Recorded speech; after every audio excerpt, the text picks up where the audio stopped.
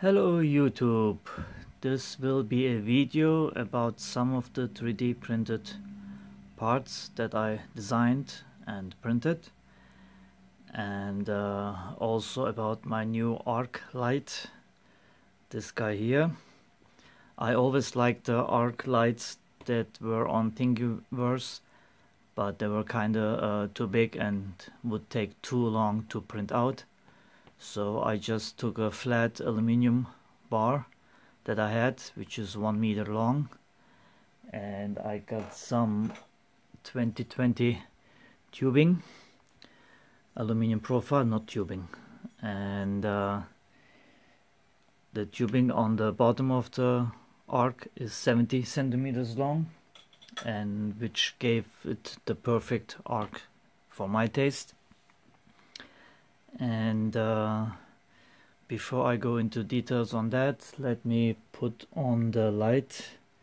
I did put up a Neopixel stripe there, and I will also put a white one in there, like this one. I didn't use this because I have 2 segments burned out on this one, and I have other LED strip lights like in my LED lights that I built. They are on for the past, I'm using them for past 5-6 years, and none of them burnt out yet. So I guess it was a quality buy, and these not much so. So the arc light will have any kind of animation I want to put on there, plus white light for working.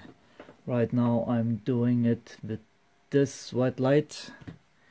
Oh, let me put, okay, hold on. It's gonna upload the code first. Just a second. So this is the white light I have right now. Of course, with RGB LEDs you never get the pure white somehow. It's always kind of looks colored. And I wanted to show you the WooMeter code also. Let me upload that real quick, so I can get this out of the way.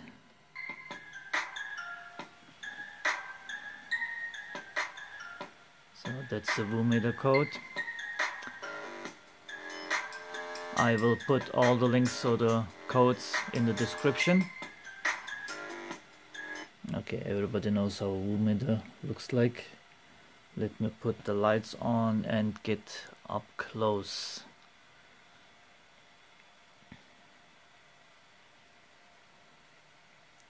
Okay, here are the lights. I'm gonna move my camera closer, put in my chair, and okay. Now all this idea with the arc light started once again. Let me just push these aside so I have room for my hands. I will show you everything in a second. Yep. It started with these triangles here. These are triangles that you can move on the profile and then hold your whatever you're working on in between. There are some ridges in here, but since they weren't deep enough to hold anything securely, I made those round pieces, designed them in Tinkercad. I hope you can see them. These here, and they have a different width of slots in there because I have thinner and thicker PCBs. And what I can do now is just slide the PCB in there. I'll put it in there. Can't see with my glasses on.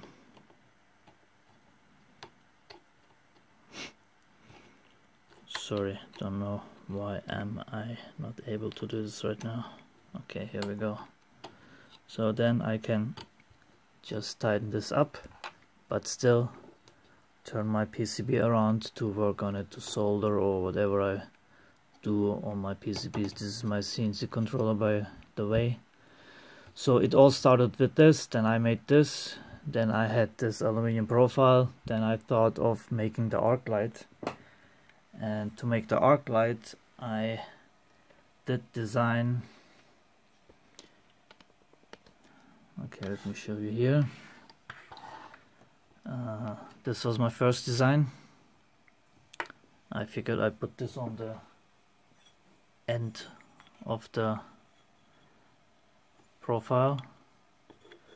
I should get more into the light here. So I thought, I'm sorry.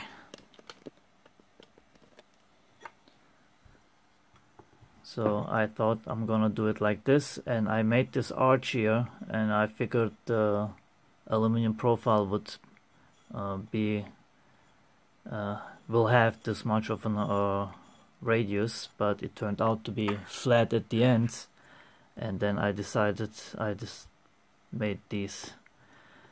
And first I made them flat, I mean in the side were closed, and then I figured I need a channel to hide the wires, so I made the wires the channels, and I can go out with the wire to the side or to the back.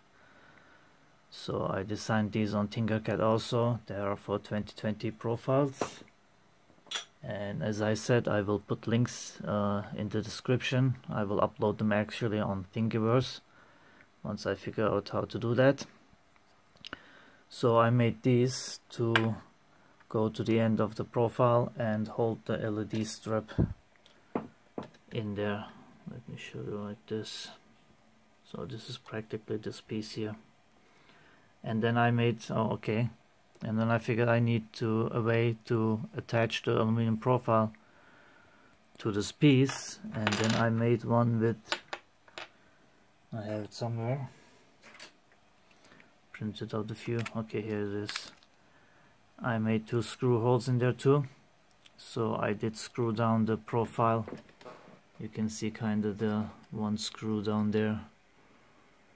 And actually I wanted to put only one stripe in here in the middle of it, and then I figured this is not going to be real white and not bright enough, and since this is 20 millimeters wide and the stripes are 10, it was perfect to put them on the sides next to each other, so the white one will go behind it.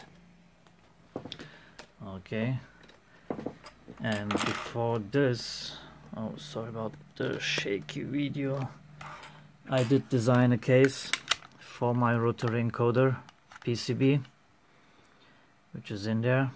I was gonna make this friction fit, but it's too loose, and before I try too many times to get that right, I will make holes in here, and then they will just screw together with some spacers in between. So this is the output. You can have the female pin header on there or go out directly with wires. Here are the 4 connections for that. So this is also what I made in Tinkercad, and I made this for my never-ending build on my PNP machine, pick and place. So these are just some spacers that go between the aluminum profile, between the gantry and the belt. So before I would have to machine this out of aluminum or something, and I just did it in ABS. All these prints are ABS by the way. So I think they come out pretty good now. That was that. And I printed a huge piece. I printed the knob for the button here, for the 5-way navigation button. So now I'm gonna finish the case for the Decade for my game. And then I found these samples on Thingiverse. These are holders for a handlebar for a motorcycle, with switches on there like these. But the person who uploaded this did also upload this one here, and this is bigger, this is smaller. What I did not like about them was that the wire came out on the top, so if you mount this you have the wire visible coming out there, plus the screws are not hidden at all, so they stick out. And then I printed out this one, but same again, the wire comes out on the side, which I did not like, plus the screws still stick out. And then I designed my own from scratch in Tinkercad, which is this guy here. And I figured, why not put LEDs on there? So that's what I did, and I made some cable channels again. This was not a finished one, and this is the finished one. So I put the internal threads in there. The switches do screw in. Of course they are not connected right now, but they screw in directly into the ABS. I also have the gaskets, which I didn't put on there yet, but they screw in and they stay put. And then I figured, and here you can see this ring here is just to hold the wire in place, because otherwise it would just fall out there. But you can see the wires go inside the channels and come out on the bottom. So if you mount this, you don't have any wires sticking out. And while I designed this, I figured, why not put LEDs on there? So this could be indicator for the switches, and right now it's just hooked up on the battery. They could be indicator of this, and they could be any other color, of course. These are flat head 3mm LEDs that I also use on my OLED track. And those switches actually I bought back in 2015, so they have been laying around collecting dust for 3 years, and now they have a use. I ordered some new ones. Those I had only ordered once per piece, so I will have new ones coming in now. And but I kinda like this with the dual color, so you can differentiate it easier maybe. So this is it for the motorcycle knob. This might come in handy for use on the V-gauge that I'm going to build for the motorcycle also. And that has, I don't even remember now that if I showed you this. This is the enclosure for the V-gauge. I think I did show you, yes, because I showed the press-in nuts in here. And I printed this out in silver. And now I have a lettering in here, V-gauge. It's embossed.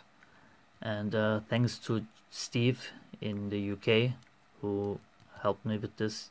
I had the idea, he had the designs, he made the design in Fusion 360, and I'm not using Fusion 360 yet, so I'm still in the Kinderschuhe, like they say in Germany, in the child's shoes with Tinkercad. This is the version in black, and the silver is better visible, that's why I showed you the silver. So, and I did get you heard it, my custom cut Gorilla Glass for the V-gauge, and they came out excellent. They are not sharp at the corners, they are beveled, so you don't have sharp corners to cut you. And these will go into the V-gauge case. They will be glued in with 3M double-sided tape. Sorry about the background noise there. That's why the lip is for. They will be glued in from between the ABS and the glass. And then I will have the carbon fiber, which for the case it will not have the holes on the edges here that I normally use to screw the PCB together. So then this goes in, and get it out real quick. As you might remember, the carbon fiber has a glossy side and a flat side, a matte side. So you can use both of them in there, and they both look good. This is the matte, and here I have example with the display already in there with the glossy. Well, now I have too many LEDs lights that reflect from the glass, but excuse me, you get the idea. So this will be the case for the OBD2 and canvas version that I'm working on with a friend of mine in Australia. And I was looking for a piece today. Anyway, this will have a GoPro mount in the back, so you can use any GoPro mounting system to mount this on your bike. And there are some holders like for the tank lid that you can mount on there or on your handlebar, wherever you want to. And these will also have a IP65 I think, waterproof connectors on the back. I don't know which side yet. The mounting adapter will be in the middle, of course. So this will be dust and waterproof, or water resistant, as might some people want me to say. So let's say water resistant and not waterproof. I showed you the press-in nuts that I used, and those are the screws. Oh, the back will be also carbon fiber. The front one is 0.5 millimeters, and the back one will be at least 1 millimeter thick, if not thicker. I have to see if it's sturdy enough, but with all the screws going on and the screw for the holder going through the PCB and holding on there too, I think 1 millimeter carbon fiber will be strong enough to hold this in place. Sorry about that, that was my alarm for my coffee time. English people have a tea time, I have coffee time at 5 p.m. Anyhow, this will be my V-gauge. As you see, this one doesn't have the lettering yet. Or this one was an earlier version, and then we did the one with the lettering, which I think looks quite nice. I had, of course, this crazy idea to have this backlit, but that's not gonna happen. That's just too much work and too little space to incorporate that. Well, if I could, but I don't think that's gonna be worth it. Anyhow, I think this was it for today. I'm sure after I finish the video I will think of something else to say, but we'll leave that for another time. It's already 18 minutes. But I really like these holders, and thank you for the person who put them up on Thingiverse. I will put a link in the description, and also once I have my links ready and go, I will put them up as well. And I will also get in contact with the people who bought my Rotary encoder and send them the files for the 3D print, and if they want, I can print them for them also. I can print them in, I'm only using ABS, guys. I don't do the PLA stuff. I have ABS in black, gray or silver, like you see here, green. Actually this is supposed to be a glow in the dark green, but I can forget that it does not glow. And I have transparent, which turns out like this, which kinda looks nice. I like it because it's you can see the LEDs go through there, or will be visible. I will also design now a case for my clock, and the GPS, as you know, I have the GoPro case to go with that, with the frame, which looks like that. And I will also design now a case for the 1.3 OLED display and this frame, so I might make it even in an angle. Would look nice on a desk, as you can see back there. Anyhow, I think this was it. If you do have any questions, feel free to ask. If you yeah, if you have any comments, please leave them down below. And thanks for watching. Take care, everybody.